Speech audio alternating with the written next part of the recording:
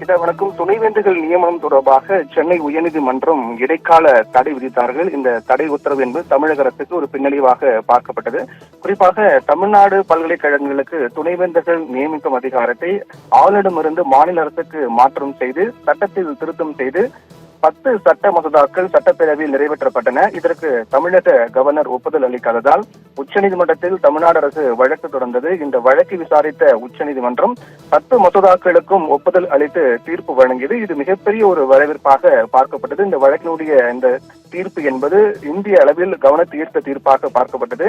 இதைத் தொடர்ந்துதான் துணைவேந்தர்கள் அரசை நியமிக்கும் திருத்த சட்டம் அமலுக்கு வந்தது. மேற்கண்ட இந்த உச்சநீதிமன்றத்துடைய உத்தரவுக்கு எதிராக நெல்லையைச் சேர்ந்த வழக்கறிஞர் வெங்கடாஜலபதி என்பவர் சென்னை உயர்நீதிமன்றத்தில் வழக்கு தொடர்ந்தார். இந்த வழக்கை விசாரித்த நீதிபதிகள் GR சுவாமிநாதன் மற்றும் லட்சுமி நாராயணன் ஆகியோர் அடங்கிய அமர்வு துணைவேந்தர்களை நியமிக்கும் வேந்தருடைய அதிகாரத்தை அரசுக்கு வழங்கி நிறைவேற்றப்பட்ட சட்டப்பிரிவுகளுக்கு இடைக்கால தடை விதித்தார்கள். அதாவது இது பல்கலைக்கழக விதிகளுக்கு முரணாக இருக்கிறது என்று கூறி இடைக்கால தடை விதித்தார்கள்.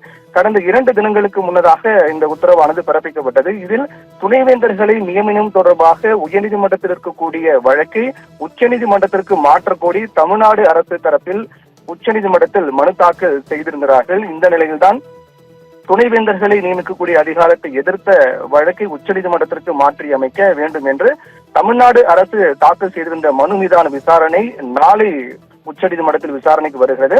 இந்த வழக்கை நீதிபதிகள் சூரியகாந்த் மற்றும் தீபங்கர் தந்தா ஆகியோர் அடங்கிய அமர்வு விசாரிக்கிறார்கள். நாளை இந்த வழக்கு விசாரணைக்கு வரும்போது இது மிகப்பெரிய கவனத்தை ஈர்க்கக்கூடிய வழக்காக தான் பார்க்கப்படுது. என்றால் ஏற்கனவே உச்சநீதிமன்றம் தனக்கு இருக்கக்கூடிய சிறப்பு அதிகாரத்தை பயன்படுத்தினார்கள். 142 பிரிவு அதிகாரத்தை பயன்படுத்திதான் 10 மசோதாக்களுக்கு ஒப்புதல் வழங்கினார்கள். அது மட்டுமல்லாமல் தமிழக சட்டமன்றத்தில் நிறைவேற்றப்பட்டு அனுப்பக்கூடிய மசோதாக்களுக்கு அதை நிறைவேற்றுவதற்கான கால நிர்ணயத்தையும் அவர்கள் நியமித்தார்கள். இது மிகப்பெரிய வரவேற்பாக தமிழக அரசுக்கு பார்க்கப்பட்ட நிலையில் துணைவேந்தர்கள் நியமிக்கக்கூடிய நடவடிக்கை அதற்கான குழுவை தமிழக அரசு அமைத்து நடவடிக்கை மேற்கொண்டது. அதற்கு இடையில்தான் இதற்கு தடை விதிக்க கோரி துணைவேந்தர்களை மாநில அரசு நியமித்தால் அது பல்கலைக்கழக சட்ட விதிகளுக்கு பல்கலைக்கழக மானியக்குழு விதிகளுக்கு முரணாக உள்ளது. அதற்கு தடை விதிக்க வேண்டும் என்று தாக்கல் செய்யப்பட்ட வழக்கை விசாரித்த சென்னை உயர்நீதிமன்றம் அதற்கு இடைக்கால தடை விதித்தார்கள்.